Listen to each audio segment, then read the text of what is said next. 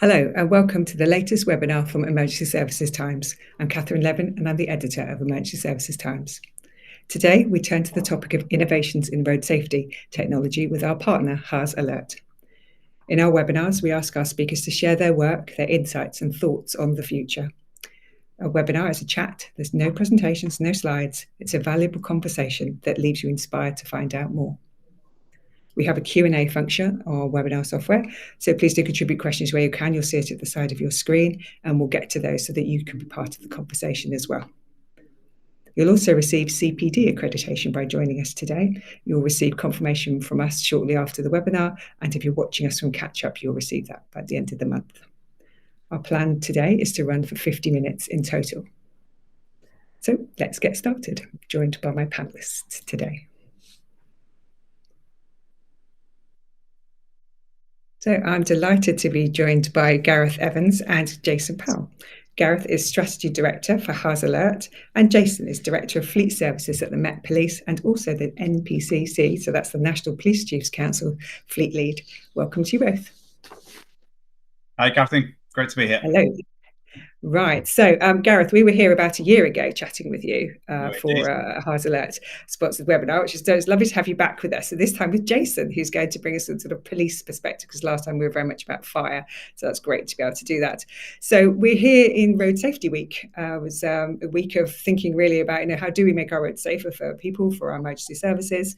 And so today, interested to see what Haas Alert is doing to help with that, with road safety. So I'm interested to ask you, Gareth, first of all, what problem is Haas Alert trying to solve? Well, at the core of what we do, we are here to try and create a world where we have zero collisions on the road and everyone gets home safely. The premise of what we do is based in our product and service, which is called Safety Cloud, which is a digital alerting platform. And the easiest way that I describe it is we look to connect to anything that is a potential hazard for road drivers and connect that directly to vehicles. So think about anything that's got a blue, an amber, or a red flashing light on it, or anything that is an immediate danger to both the people that are operating and working on the roads, but then also everyday public that's traveling on the roads as well. So from an emergency service perspective, it's all about the safety and security of those that are traveling with the emergency service vehicles, but also when they're on site. And the same with the rescue and towing sector, those people that are operating on the side of the road, but also through to the work zones as well. But then also think of all the scenarios that you're a driver and you've just broken down. If you had a way to actually just inform the rest of the road using public that you've broken down, or maybe there's a flash flood that's coming up ahead of you. So we offer digital alerts in very different formats, but obviously we're very focused on this call about how we help and support the emergency services. Excellent, thank you. That's a very helpful summary of Haas Alert. So, Jason, I think I know the answer to this, but why is policing interested in Haas Alert? What's brought you to their door?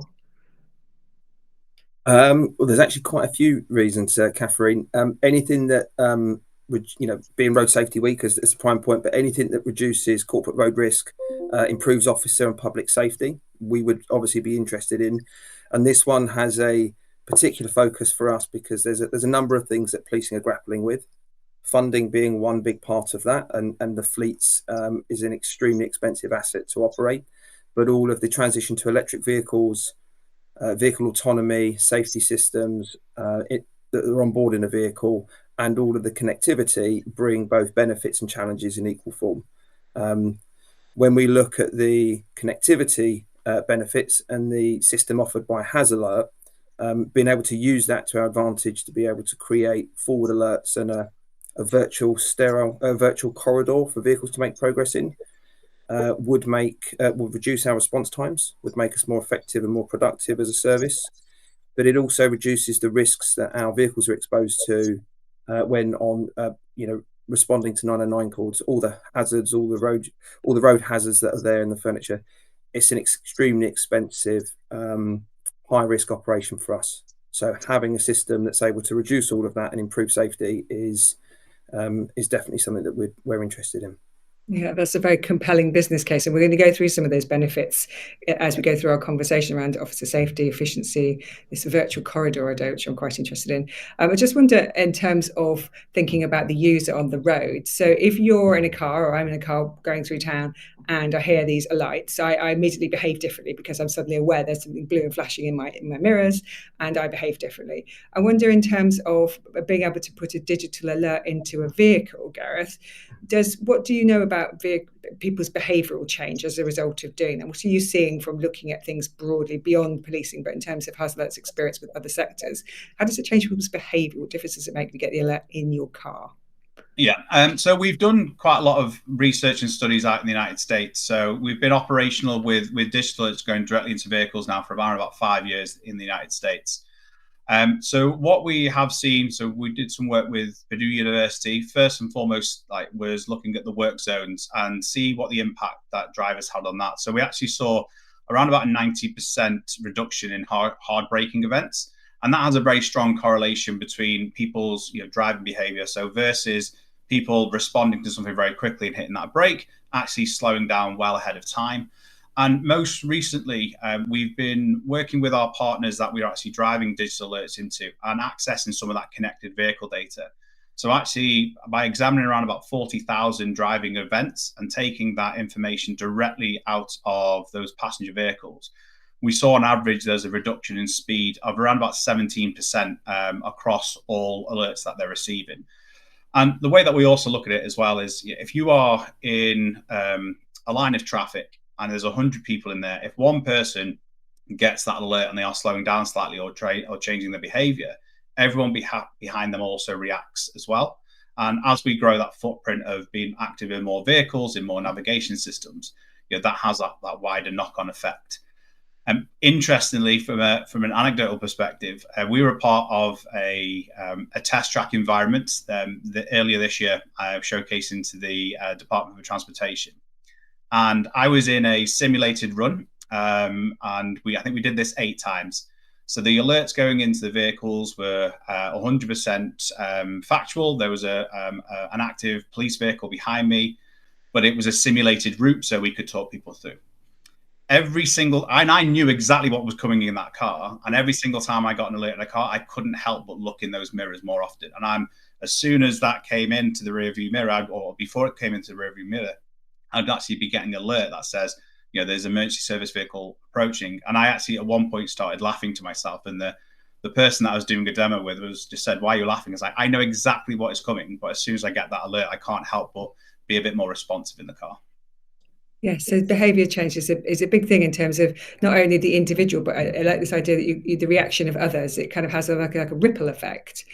Jason, in terms of you're in London, so the Met Police, how many vehicles in your fleet are on the road at any one time, and then how many of them have a collision on an average day? I've just sort of sense of quantum here. What's it look like in London? So, for our fleet, we've got an operational fleet of 5,200 vehicles, of which about 400 to 450 are off the road on only one day for some type of repair or maintenance schedule, planned or unplanned. But collisions make up a significant part of our repair bill and our abstraction from our fleet. So we average 11 collision events per day in the Met, 365 days of the year. There are obviously peaks and troughs to that, but yeah, it's a significant amount, and the average annual rate number of collisions hasn't increased. It's decreased slightly from 2019 to this year, but our collision repair costs have gone from around 1.9 million per year repairing cars in 2019.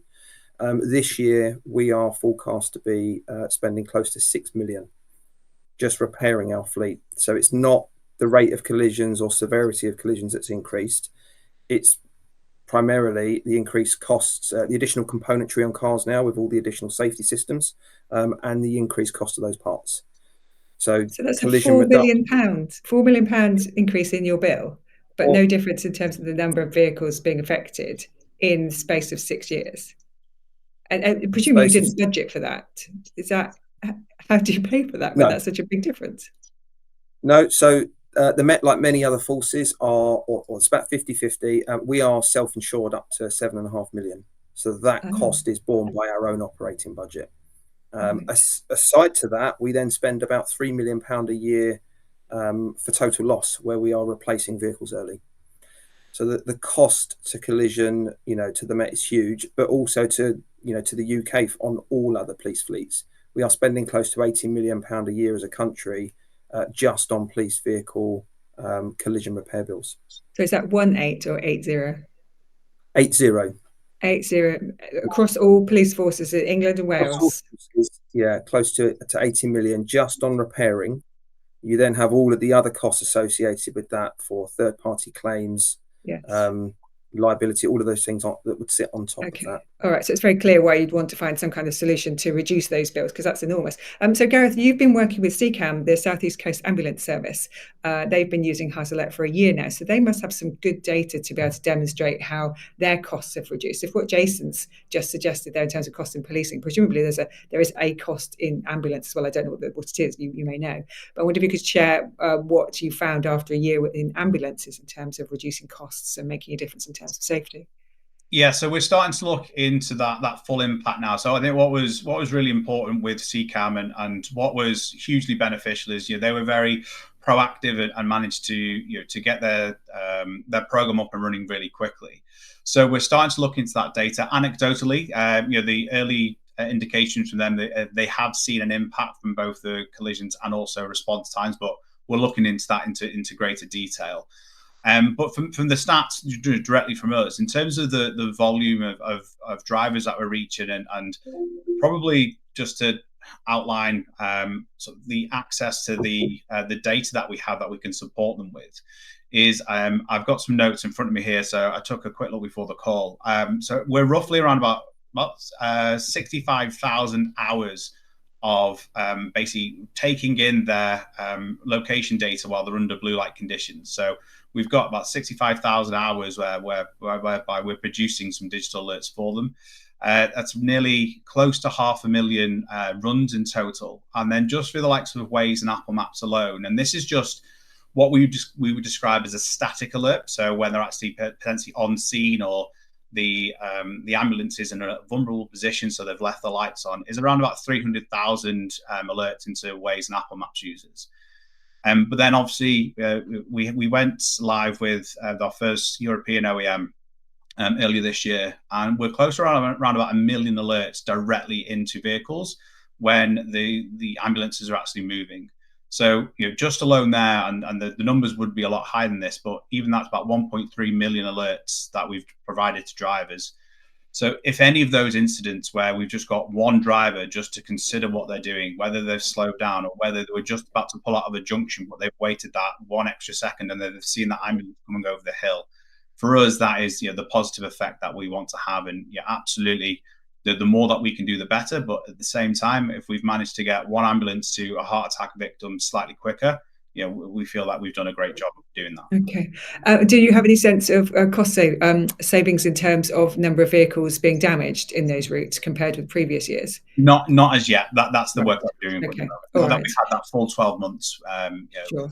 Because I think that's a sort of part of that business case. Can you realise it in terms of reduction in costs of repair?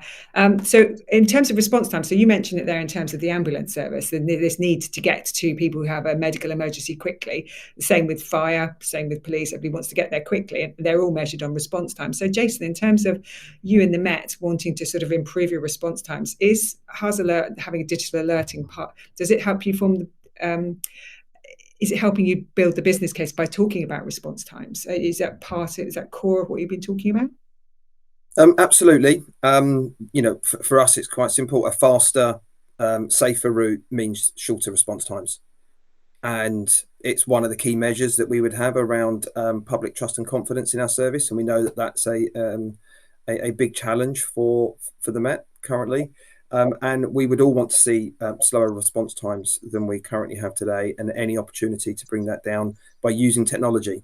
I know we probably talk a bit around how the hardware works, but for us, this isn't any extra hardware. It's linking data sets that already exist and then using that to our advantage. So for us, yes, there's the reduction on collision repair costs. From a fleet operator, it makes us more efficient, but from a police service, it makes us more productive. with the current assets and resources that we have. So for us, it's a big part. It will be a big part of our case. Yes, you're right to talk about. I mean, budgets. Police budgets are not getting bigger. You're being expected to ask to do more with less and be more efficient. So this is what the case you're building here, isn't it? In terms of that technology integration, so you've run your fleet of 5,200 vehicles, which presumably will have to go into workshops, which are probably around London somewhere. So those vehicles, would they be expected to be off the road to be fitted with a Haas Alert little magic box? Or how does that work? So how can you make sure that you're not losing your fleet time by integrating something new here? Perhaps Jason, you can talk about what your needs are, and then perhaps Gareth in terms of how it actually works and what the options are. Yeah, we can. I could probably, I'll pass to Gareth in a moment, but the early conversations we've had with Gareth is that, a police vehicle currently is highly complex with all the extra ancillary equipment we put on there for police radio, lights and sirens, control units, onboard service, etc., and vehicle telematics. It's becoming much harder to manage all of that IT and infrastructure in a vehicle and installing that safely on an electric vehicle, which doesn't have its own onboard generator. So we're power sensitive, we're payload critical, and the challenge that I'd said to Gareth is the technology that we've got here is fantastic, but can this be done without installing any more hardware and another SIM card? So I'll hand to Gareth at this point, but that was our challenge and that was our ask. No, it's a perfect example of how we fit in this value chain. And again, just using CCAM as a great example, that's 600 plus ambulances that we were able to turn on with an imaginary switch of a button. There was no additional hardware needed. So one of our great partners, Ace Tech, who are already connected on that vehicle, and one component they do is telematics, but they do a lot of auxiliary management in those ambulances. But because we knew where the vehicle was, and most importantly, was its lights and sirens on, or did it want to alert, yes or no? And once we have that information, essentially we can produce those alerts in the back end. And the benefit that we like to bring to the table is if you have a fleet that the idea of what Safety Cloud can do and what digital alerts can offer. If you have a fleet that has no connectivity, we have our own hardware that we can put in. But because we're cloud agnostic, it means that we can work with partners, and as long as we've got the accuracy and the latency of the data quick enough, so we can produce these live alerts. And again, most importantly, does that vehicle want to alert, yes or no? And I think that's quite a specific one as well for within law enforcement. We can look to integrate with those partners. Okay, so we're building all our benefits. We've talked about response times. We've talked about not having to have your fleet stuck in a workshop, having things fitted to it, the complexity of vehicles, the payload you talked about there, power and payload, which is interesting around the EVs as well. What about tracking? So in terms of knowing where vehicles are, the telematics, is having the alerts improving the telematics that you're using, Jason, to show about the efficiency of your fleet, about how your EVs are performing? Is that a red herring, or how does that fit in with this? No, it does fit in because telematics and telemetry has been around for a long time, and telematics is really powerful in showing you insights into how your fleet is functioning and where you can take action. It gives you the insights. You still need people. You still need to task something in order to drive change. Whereas with this system, joining our telematics system with this type of technology, you can have an immediate impact on taking action without actually having to send teams out to go and do it. So the two for us are actually, there are very close synergies, and the whole connected environment and the future of that side of it with around traffic management and red and green lights, all of those types of things become infinitely more powerful in this example. Okay. You mentioned officer safety earlier, Jason, when you were talking about the benefits. And I wondered, in terms of the officer themselves driving the car, are they completely oblivious to these alerts going on? How does that work? Do they know that the cars around them have now been alerted? Do they know which ones have been alerted? Or is it just not relevant? They're just doing their job, and you're helping them create this virtual corridor that you talked about. What's their awareness? And should they be trained or know about it? They wouldn't be aware. They would just see more responsive action from members of the public. We know that even with lights and siren, that often the action from the behaviour from the public can actually be, very last minute, and they will stop on zebra crossings. Whoever sat on the motorway and seen a police car behind someone in the outside lane that suddenly after 15-20 seconds quickly swerves. It's all of those types of events that this software that would send it forward, and they would have someone in the cab, whether the radio's up loud or they're distracted with something else. We wouldn't just be relying on lights and sirens. We'd have a third intervention in there. And there's a number of things that policing's done for a long time to try and create more awareness. We have bullhorns on out, so a different siren noise that when you're coming up to traffic lights, or you've got very densely populated areas, you can put a bullhorn, and that change in tone and sound suddenly brings more attention. But those things become less effective the longer they're around. And we do quite often see that the reaction from the public is often too slow, which creates an additional hazard that you have to navigate as an officer. So the officer wouldn't see, they wouldn't know, but what they would see is a much more cooperative reaction from the public. Yeah, so it makes me think about your CCAM pilot, or the year that CCAM's been using Haas Alert, Gareth. Have they said anything around in terms of the paramedics' behaviour? Oh, my light's just gone off because I'm not moving. So whether they've just talked about their the behaviour of the paramedics themselves, did they know about it? And did they report differences in terms of the perception of what was happening around them in terms of driving to incidents? Do you have anything from that you can share with us? Yeah, I think to start with, were they aware? No, and that is actually on purpose from our side, at least. Anyway, we always recommend, however this is being implemented in any vehicle, again, whether it's a blue light vehicle, amber light vehicle, whoever is driving that, you don't want to give them another task to do. You don't want to give them another thing they need to remember or train. Is as soon as they're in a vehicle and they put their blues and twos on, they don't want to think, oh, I now need to, where's this emergency digital alert? Oh, what's it called again? I don't know where it is. We like to make sure that we're integrated into those systems. So be that with our unit or any other integration partners, we're connected there. So I'd say from a behavior perspective, as they are, either getting ready to produce a digital alert, nothing should have changed. Again, anecdotally, I think we always have to be careful, because when you tell someone that they've got this, they can always and go, oh, yes, I've seen a massive difference straight away just because you've told someone. So I think until we start to really interrogate the data, I think that's when we're going to be, that bigger confidence. I think what I can absolutely say is I am yet to speak to anyone that operates an emergency service vehicle or a work zone vehicle, a tow truck, that hasn't said, why do we not already have this? So, when people are working those situations, and, everyone has got a near miss story. Many people have unfortunately got a worse story than that.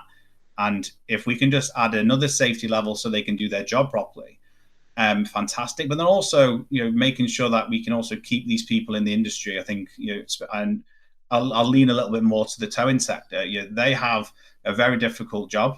Sometimes they are not necessarily, or don't feel that they are maybe getting the recognition for the challenging work that they have. So just adding that little extra level of safety to feel like I want to stay in this job now.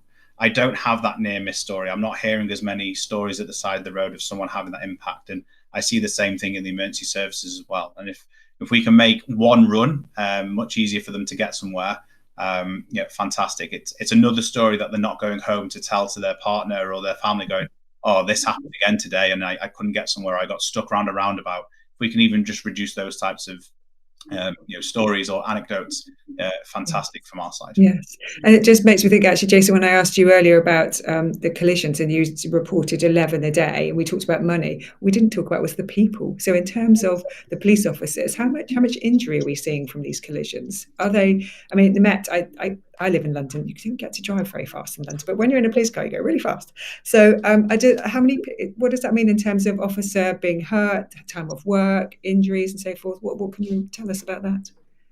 So I don't have those figures to hand, but what I can do is quantify some of some of that. So we have 11 collisions a day.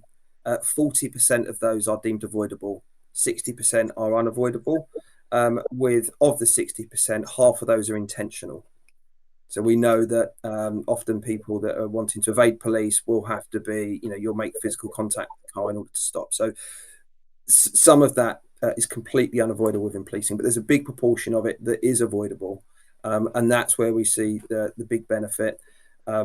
Within the Met, when we look at policing more generally, a sobering fact is that within all policing duties, policing cause more harm to members of the public and even deaths in vehicles than we do in any other part of policing. There's more injuries are occurring through vehicles. Okay, so that is, this is definitely another good reason for thinking about using something like Haas Alert. So am I right in thinking you're not actually using it at the moment? It's just it's still in the sort of setup phase. It's in a proof of concept for us at the moment. We've had a number of meetings with Gareth and the team. We have been on a journey and we briefed nationally around the global transformation within the transport sector that we collectively described as ACES. A lot of focus on electrification, the impending deadlines, the cost to all of that. And what we're looking at is all of the wider benefits of connected environment, vehicle autonomy, etc., to benefit policing that can help ease our transition into electric vehicles. And this being one that gives us that extra benefit. If we have a faster, smoother journey on response, we'll draw less power from the vehicle, and our range concerns and power consumptions won't be as big, and that will massively reduce the amount of investment we need on charging infrastructure as well. So there's a lot of additional benefits that we see to this type of system. That's interesting, thinking about the power and the EV infrastructure, because I've written and spoken to people many times about the difficulties of putting infrastructure in to charge the electric fleets that are expected. Gareth, is that something that other people are talking to you about in terms of they can see that this would help in terms of thinking about the transition to electric fleets? Yeah, it was an early factor with CCAM to look at this as well. So again, with a year-long proof of concept that they put together, one of the elements was here is exactly that. They were looking at both the electrification of their fleet and obviously the typical sort of safety solutions that we offer, and they look at it as if we can see an efficiency in response times, if we're reducing the number of collisions that we are having with the vehicles, there's an impact when it comes from an EV perspective as well, because if there is less drain on that battery, but most importantly, if those vehicles aren't getting hit, there's more money to invest in that fleet. I don't know the figures, but whether it's an EV ambulance, fire truck, police car, there's typically an associated cost at the moment of what that factors in, and if you lose any of those vehicles, there's a cost implication. But then also, if you potentially have a collision in your emergency service vehicle that is also an EV, there's other safety considerations there versus a typical ICE vehicle as well. Yes. So I wonder, Jason, if you can take us through a typical police journey. So I went on a ride along with the Met last year, which I found very enlightening. And I went from the police station, we went out to an incident, we went very fast. But could you sort of take us through what happens when you get a 999 call to the incident? And then, Gareth, can we understand where Haas Alert fits in terms of alerting and just kind of map it out for us? So, Jason, how does it work when you get a 999 call? How does a vehicle then get dispatched, and how would Haas Alert be integrated into that? So probably the most common one would be emergency response teams, so our ERPT teams, which will do all of the I grade and S grade calls, the request for police assistance on a specific borough, 12 across London, and you will have a team that's geographically split. And when a call comes in, command and control will take the call. They'll speak to the person requesting assistance, and they then send through our own internal system a CAD, which is a job alert to a vehicle, and a driver will select that job and then immediately start responding. The challenge that we have at the moment is multiple people can select that call, and quite often you will need more than one responder. So you can have vehicles ascending onto a response call from multiple directions, and they will then, once they've received the call, lights and sirens on, and they will then make progress as fast as they can through the hazards that they've got. I mean, the drivers are highly trained. We do a lot of assurance on the vehicle, so we know we're giving them the right equipment, the driver's making the right decisions. But as you say, Catherine, you've been on a ride along 60 mile an hour down Oxford High Street. High Street when it's dark, when it's wet, is not a nice place to be on the inside of a car. There's so many hazards. So you have all of that infrastructure that's around, and the drivers will navigate through all of that. That's within a BCU model, and a response drive could be as short as 2 minutes or as long as 5 minutes. We then have pan-London services for armed response drivers, dog response, and fast road response and police pursuits. And our police pursuits are up 19% this year from criminals that simply no longer see it necessary to stop and will drive extremely dangerously through London and all of the county lines. So you can have a vehicle that can cross all of the borders in London and into county forces under quite extreme police pursuits. So the hazards range from short, sharp journeys to some that extend for, prolonged periods with air assistance as well. Yeah, so some of that you know where you're going, some of that you don't because you're in pursuit. You don't know where they're going. So in terms of Haas Alert, Gareth, how does it then know how quickly to alert the people on the journey? Because it doesn't know where that police car is going. How does it decide how far away the alert should be for people, particularly when they're going super fast in an area where you wouldn't normally go super fast? So how does that all work? Yeah, and I think this is a great question, and we get asked this a lot. And one of the important reasons why we don't take typically either directly from the CAD or at least the navigation that the police might be using to get there or any of the emergency services is things can change. So we're actually doing live calculations in real time of where the alerting vehicle is, i.e. Police car, fire engine, etc., but then also the people that we can be alerting to. So what's really important about this is you don't want the wrong people to get alert at the wrong time. First and foremost, from a safety perspective, you want to make sure that they're getting the right alerts. So working at this, essentially doing calculations every millisecond of where this vehicle is, what road it's on. We have a system in our cloud which is called most probable path. So we're doing all these live calculations with a base layer of AI there. If we just looked at the navigation system that they might be using to get somewhere, and all of a sudden they have to take an immediate left or a right, all of a sudden that goes out the window. So for us, it's actually much more beneficial to look at that in real time. And then also, when we start to look at the other factors that we can do here is, again, using Safety Cloud as the conduit to connect to other things. So if it was connected structure, such as traffic lights, or if there was connected variable message signs, we could also help making sure that the right traffic lights are turning green or red at the right time. And this is where we fall in that value chain, is to reach the drivers directly, but then also potentially reach infrastructure or even autonomous vehicles. And then the flip side of this is if you are a passenger in your vehicle, and then this is really important because I use this example. Imagine you get in your vehicle and you're going to Tesco's and your vehicle has beeped at you 12, 13 times of all these different emergencies and alerts. The next time you go, you're like, I'm not interested in this. It's never accurate. It's never correct. So for us, actually being connected to that asset and doing these things in real time, make sure that we have the most immediate effect on safety, but also that customer journey. If you're in your Skoda and you're getting these bad alerts, you don't phone me because you have no idea that we exist. You phone Skoda or you'll complain to Waze about these messages. So for us, having that connection to the actual asset itself is extremely important, and then we do all this logic in the back end. So to providing a service both on the emergency services side, but then also back to the car makers. We're not just giving them the data.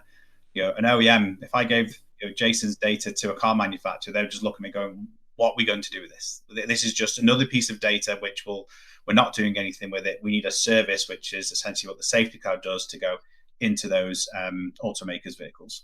Yes, it's interesting. You're talking in the sense of like crying wolf. You don't want your alert system or your navigation system to be telling you too many things. So there's a mental load, but also inaccurate things, because then you stop listening to it. So you make some good points there. It makes me think about data though, because if Jason, your cars, sometimes they've got visible markings on them, and sometimes they don't, and sometimes this car appears, it's got a little blue light from somewhere, but it's not marked. Does it make any difference in terms of whether you're going to use Haas Alert on covert or overt cars? It would, yeah, absolutely. The majority of our covert fleet will still be fitted with lights and sirens, and that gives the driver the option to. They won't be responding to I grade and S grade calls, but they have the option to. But the majority of the time that those equipment's used is just to make progress in order to get back to a surveillance position. So we're not seeing the Haas Alert system being rolled out on those vehicles today, purely because the driver has individual decisions and different tasking. But we know that the opportunity through the connected environment is there. And once we get assured on the first stage of the trial that we want to run here, and we get more confident around how we protect data and all of the stuff that comes with the connected environment that's new to us at the moment, we'll then be able to move more confidently into the next phase on bringing that onto that part of the fleet. I'm glad you talked about data and about security, because that was going to be my next question, which is around, you've got, so Haas Alert has got digital data, alerting data going out to all these vehicles from police vehicles doing their job. And we wouldn't necessarily want to keep that or to have that stored anywhere. So Gareth, in terms of the information you're getting about those police cars and their journeys, do you store that on your servers? Is it up in the cloud somewhere? What happens to it? It's fully customizable. The way that we typically look at the moment is we are storing some of that data, but because what then Jason could do and his colleagues could do is actually revisit that data. But depending on the situation, the scenario, the force, the region that we're working in, we have conversations both with emergency services in the United States, in the UK. We're now having conversations in Malaysia, in Australia, and each one has a different need and requirement of how that data is processed, stored, and managed. From our perspective, what we are taking that vehicle is it an emergency service vehicle? Yes or no? Where is it, and does it want to alert? So we're not actually taking any other types of telematics data. So we don't know engine diagnostics. We don't know the driver. We don't know the reason why they're going anywhere. So any data that we typically store is to make sure that if someone goes, oh, actually, what happened last week? Can we take a look at that data? It's accessible.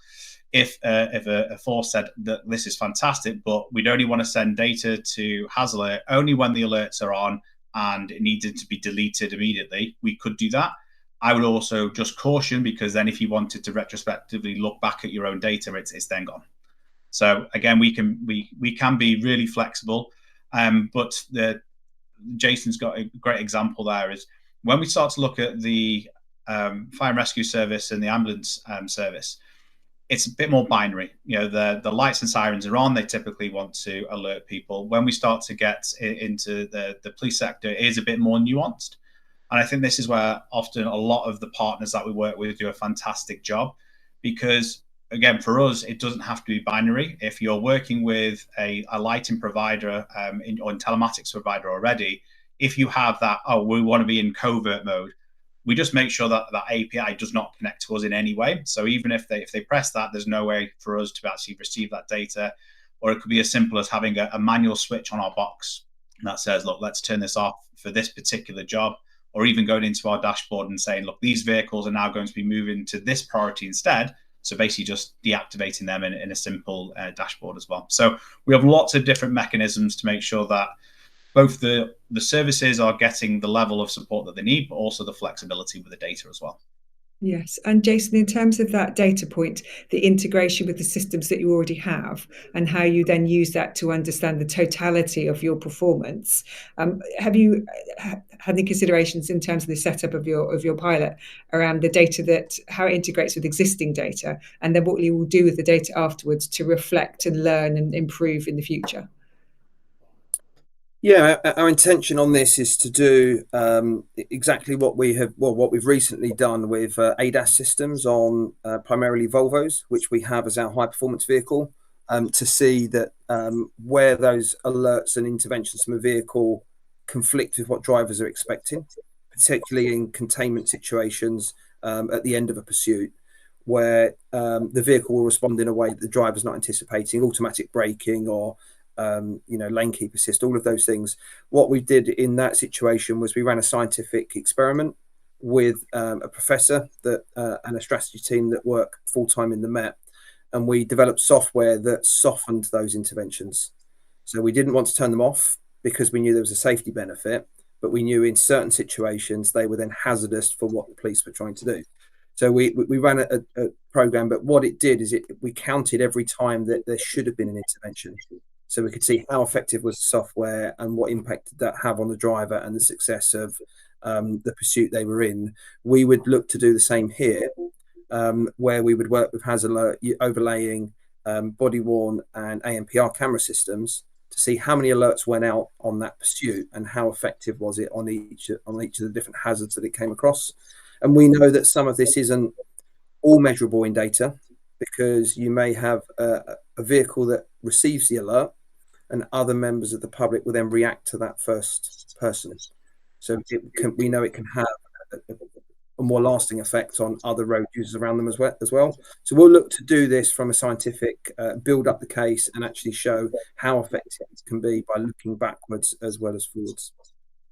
How interesting. I'd not thought about the integration with ANPR and body-worn video, but it does make me think about the integration with the wider sort of city infrastructure environment as well, because you've got your own systems, but you've also got the interaction with the rest of the built environment. And so I wonder, is there a world, Gareth, maybe you know the answer to this, where the traffic lights and the signage and all those other things kind of know that this alert is coming and switches so that it's no longer on red, it goes on green, so they don't have to just drive through a red light, they're actually going through, ready for them. So is there any discussion around that kind of infrastructure piece that would help the Met and other forces kind of think about how to integrate Haas Alert with their own fleet, but think about it in terms of the whole infrastructure?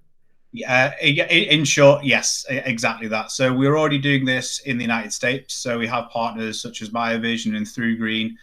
And again, really explaining where we fit in this value chain again is, we are connected to that emergency service vehicle. And as long as Jason said, I'm happy for our data to go to X person, and we had obviously the necessary data security and framework around it, it's Jason's data to share. So if we were, the City of London, for example, they've got around about 60,000 smart connected traffic signals. And, from day one, as soon as we have one vehicle connected, we can reach out to them and say, hey, look, this is now available. Or we could reach straight back to TfL and say, we know that you have smart signage. So actually, you can connect to these vehicles and you can create the logic so these change. And I use the example of motorways is probably an easier example. Imagine a world where you're just about to drive your emergency service vehicle down a slip road onto a motorway that has variable message signs all the way down, and without any human intervention, those signs change and say, warning to drivers, saying, warning, there's an emergency service vehicle approaching behind you. That's all someone needs to take a little bit more of a look in the mirror. And I think everyone would have been driven on a motorway before, and they've gone, how's that person not seen an ambulance behind them? They've not moved out the way yet. And all of a sudden, just through that variable message sign, that ambulance goes from connecting to some drivers directly to reaching 100% of drivers that are looking at those signages. In theory, I have emergency service data that I can share with people yesterday. I can press a button and we can start to do that. I think a lot of it is, I think there's sometimes an overcomplication with this. Data is not necessarily the problem. A lot of it is just stakeholders going, oh, I didn't know this was available. Let's bring it together and let's work out how we'll do this. And we can sit around boardrooms for the next 5 years and think how we should do it versus, okay, it's there. Let's pass this on to the experts in X industry or whoever is operating those traffic signals and say, look, this connection is here. Let's see if we can make a change in the next few weeks, not the next few years. Yeah, so let's hope that TfL is on the call and they can go and have a think about this.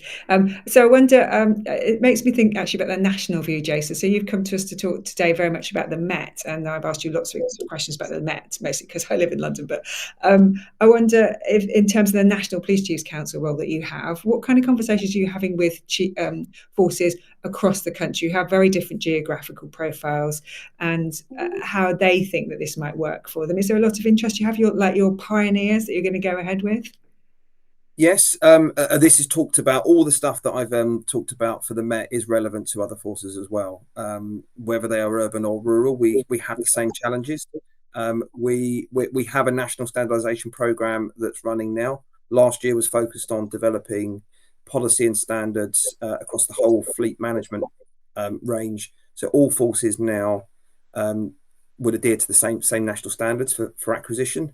We're also running a standardisation programme for vehicle purchasing and conversion with the full intention that within sort of 12 to 24 months, we will have crown solutions. So all of the common vehicle types that we have up and down the country, we will be buying and converting exactly the same vehicle.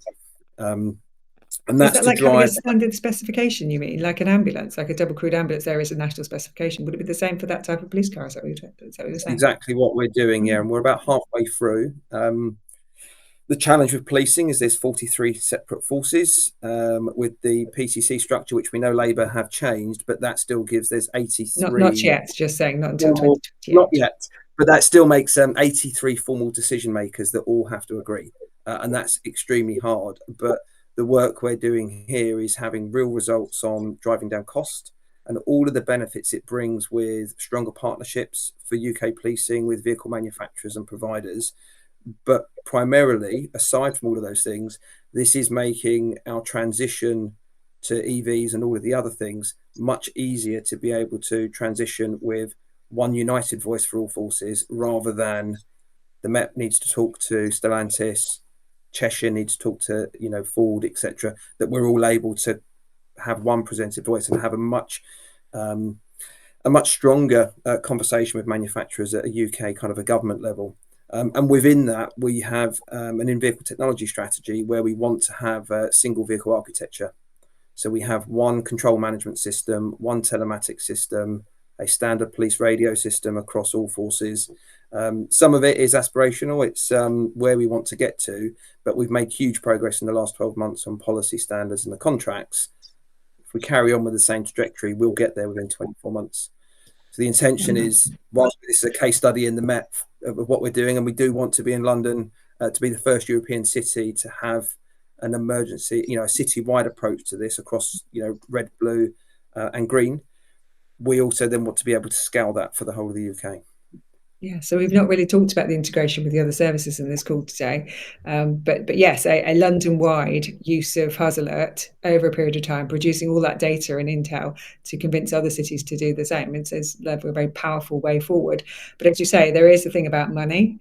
I mean, it takes money to do this, the time and effort and the coordination, as you say, 43 police forces across England and Wales, and this change in governance, which will come in a couple of years, makes it a tricky background. But it sounds to me like you're very kind of determined there, Jason. It sounds like a very thought out, strategic way forward. So I think that I feel confident that you're going to do very well with this. This is excellent.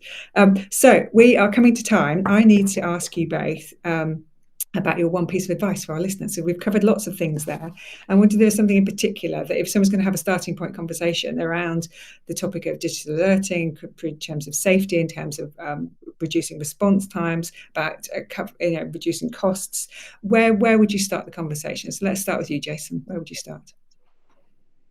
So I would encourage everyone to start exploring connected environment and the opportunities that it can provide now, but also in the future, because it is so scalable and the benefits almost seem endless when you start to tie them.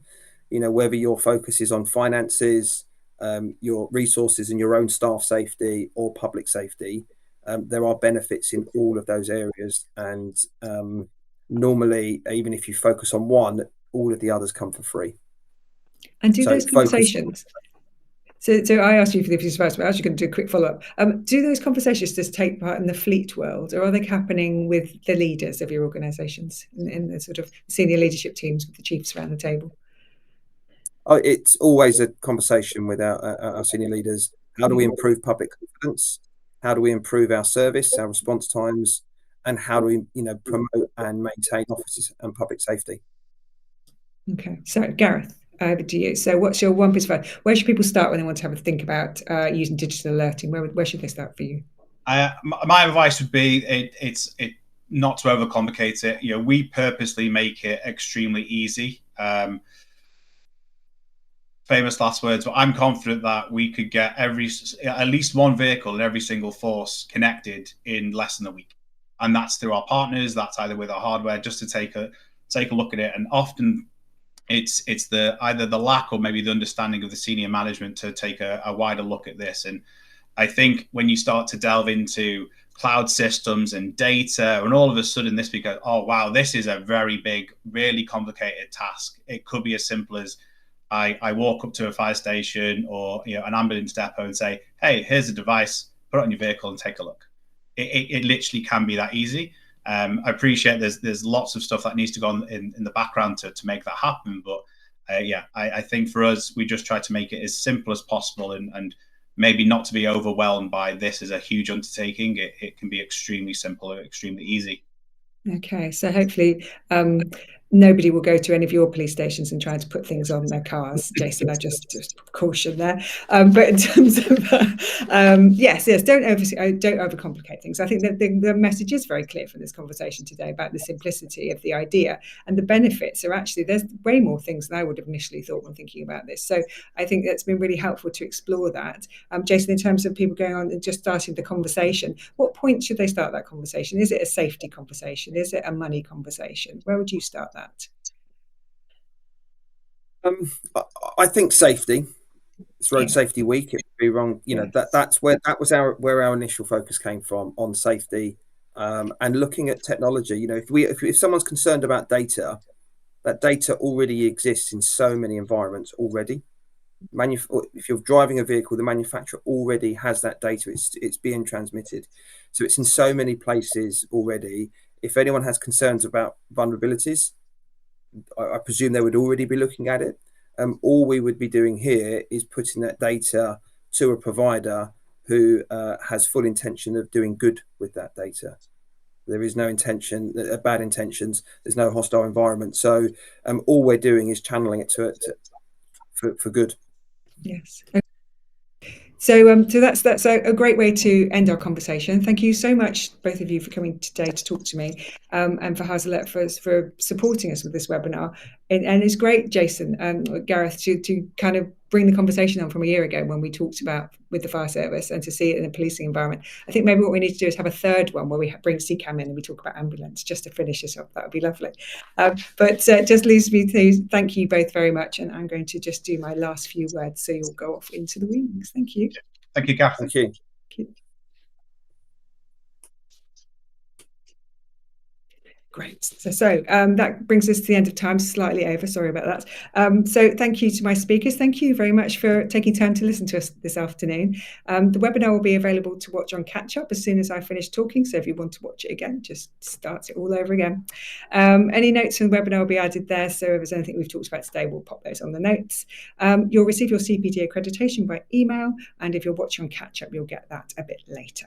Our next webinar is on the 27th of November, and we'll be talking about Martin's Law and the impact on the emergency services. So do join us if that's of interest to you. Do visit our website, emergencyservicestimes.com, and sign up for our daily digest to stay up to date, because there is always so much going on in the sector, as you've heard there. Just a change this week about how police and crime commissioners are going to be working. So there's lots going on, so make sure you sign up for that. But for now, thank you very much for watching.